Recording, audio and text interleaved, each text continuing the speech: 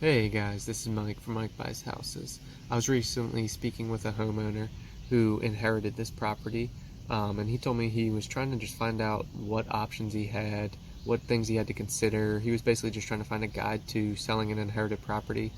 Um, and so we spoke a little bit about what options he had and what things he had to consider. So here they are. But before we get into that, if you're watching this video, I'd just like to offer my condolences. Um, we've all, lost a loved one and had to deal with similar tough situations, and that's actually one of the ways that we started this process of buying homes. Is that way back in the day, Bill, my partner's mom, inherited property, and she had no clue what to do. So we wanted to offer the options to homeowners who are facing the situation, who inherit a property that maybe they can't deal with and they just need to get rid of.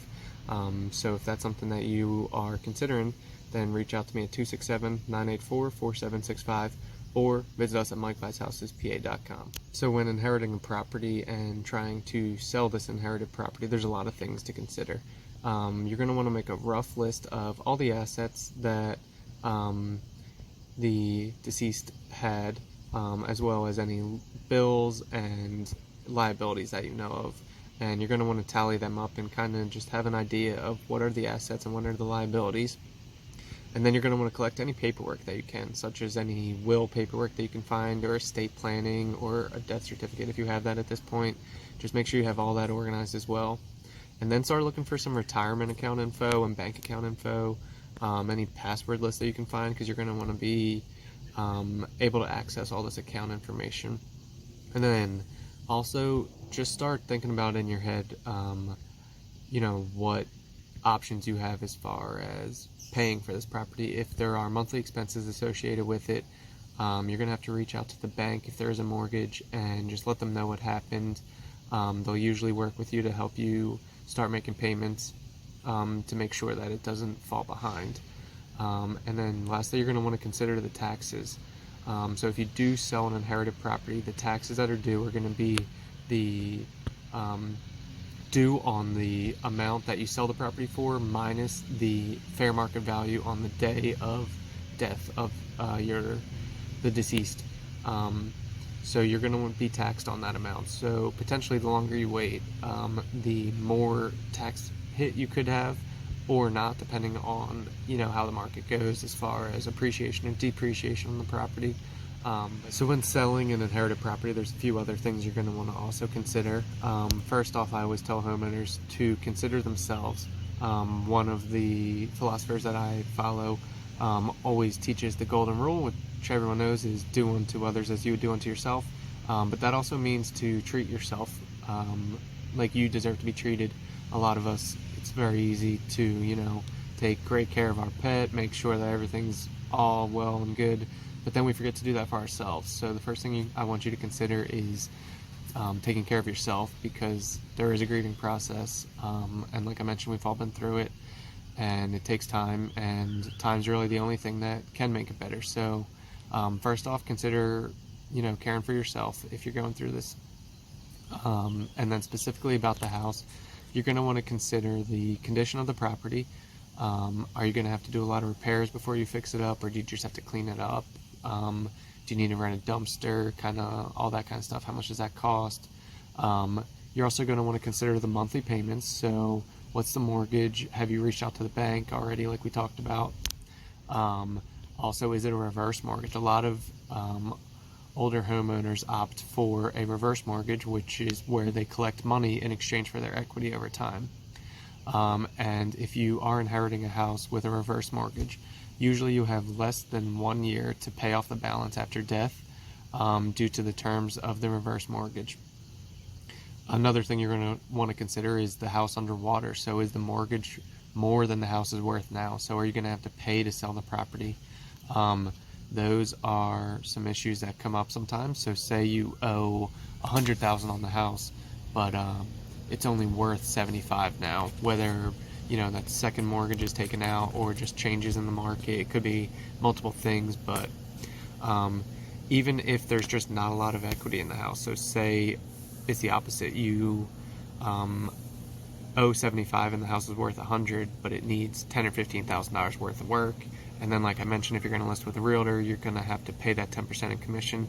So you might be breaking even after you do the work. You may even lose a little bit of money. So some of the things to consider when going through the mortgage. And then lastly, consider the other monthly payments that you're going to have to pay. So the utilities, the taxes, the insurance, and just start planning out how you're going to pay for all that stuff, along with, your monthly payments that you already have. So when inheriting a house and looking to sell an inherited property, these are just some of the common things you're going to want to consider before deciding how to proceed. So if you consider all that and you are determined to sell the property, what options do you have? There's really 3 ways to do this. First, you can list with an agent. So you may have to do a little bit of work to get the house ready. Typically, the agents don't want a listing that has a house that's dirty or needs a lot of work, so they may give you a list of things that need to get done before they're going to list the property for you. And then second, you're going to need to consider the numbers. So like we just talked about, it's going to cost you money to list with an agent, but you can refer back to some of our other videos where we talk about this, but we show the benefit of working with an agent as well, because they're going to bring you that big pool of buyers. They are experienced in negotiating and they're going to be on your side. So things you're going to have to consider is how much money you're going to make when selling the property. You can ask your agent for a seller net sheet, which is going to show you how much money you'll walk away with at the end. Pro tip, if your agent can't provide you that, then find another agent, because that is a pretty simple thing for them to do, and a lot of them aren't willing to do that. And then if they are willing to do that, ask them if you're guaranteed to make this money if the house sells for the estimated sales price, and if not, will they be willing to lower their commissions to make sure you walk away with that amount of money. So it's very important when listing with an agent to try and figure out how much money you're going to walk away with. When you're trying to figure that out, you're going to want to account for paying for closing costs, paying for commissions, like I mentioned, paying for any repairs or fixing up the property. And then you're also going to want to account for how much is still owed against the property versus how much you're going to sell the property for. So if you sell it for $100, assume you're going to pay about $10,000 in closing costs, commissions, fees, etc. And that way, if you owe more than $90, know that you're probably going to have to pay money to sell the property. And if you're anywhere in that $80 to $90 range on a $100,000 house and it needs any work, then again, you're going to be breaking even.